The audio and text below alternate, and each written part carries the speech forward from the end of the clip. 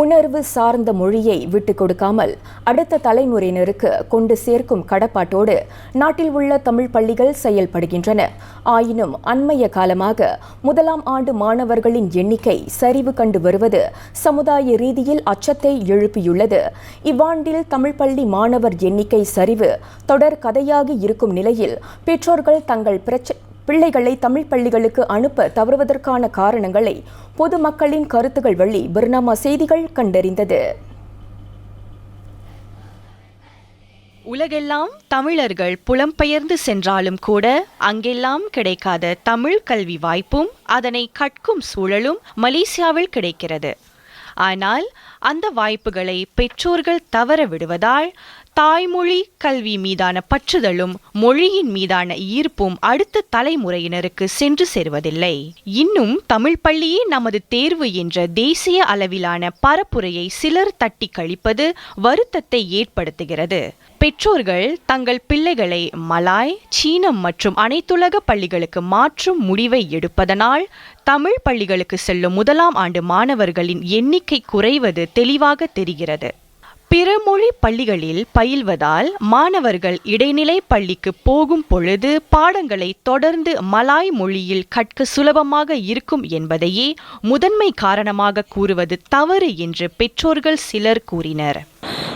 மெனங்கா ஸ்கூலுன்னு ஒன்று போயிடுச்சுன்னா பிள்ளைங்க அங்கே நிறைய விதமான இன மக்களை பார்க்கணும், அவங்கக்கிட்ட கம்யூனிகேட் பண்ணணும். இன்னொன்று படிப்பு எல்லாமே இங்கிலீஷ் அண்ட் மலையில தான்.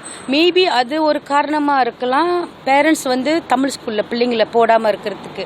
மேபி அவங்க தமிழ் ஸ்கூலில் போட்டால் எக்ஸ்போஜர் கம்மியாக இருக்கும். இப்போ சைனீஸில் இல்லை மலே ஸ்கூலில் போகிறப்ப அவங்களுக்கு எக்ஸ்போஜர் இன்னும் கூடையாக இருக்கும். இப்போ சைனீஸ் ஸ்கூலில் போட்டால் லேட்டர் ஆன் அவங்களுக்கு அவங்களோட வேலை வாய்ப்புக்கெலாம் நல்லா பிரகாசமாக இருக்கும்னு அவங்க நினைக்கலாம்.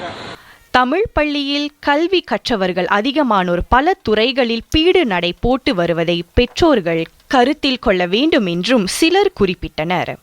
தமிழ் ஸ்கூலில் போட்டால் பிள்ளைங்களோட டிசிப்ளின் போயிடும்னு ஒரு சில பேரண்ட்ஸ் பயப்படுறாங்க. ஆனால் அப்படி இல்லை.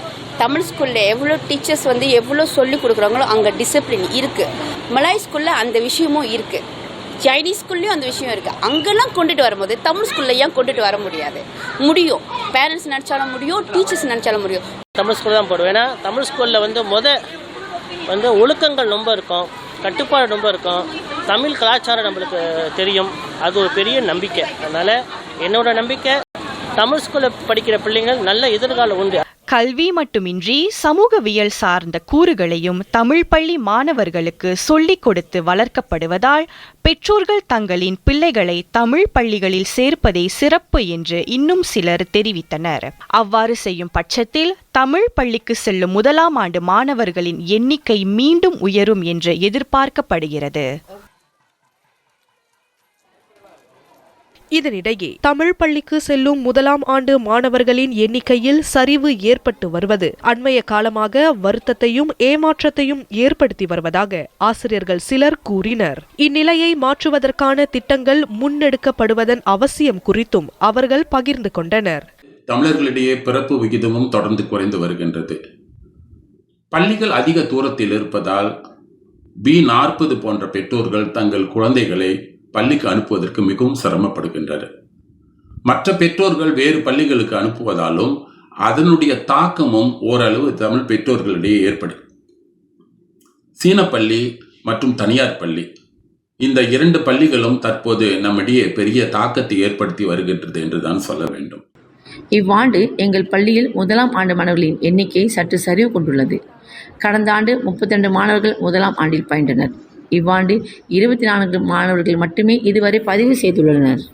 மாணவர்களின் எண்ணிக்கையை அதிகரிக்க நாங்கள் திட்டங்களை வகுத்து பல நடவடிக்கைகளை மேற்கொண்டு வருகிறோம். தமிழ் பள்ளியே நமது தேர்வு என்ற உணர்வை உணர்த்தும் வகையில் நாங்கள் அனைத்து பாலர் பள்ளி மற்றும் முதலாம் ஆண்டு பெற்றோர்களையும் சந்தித்தோம்.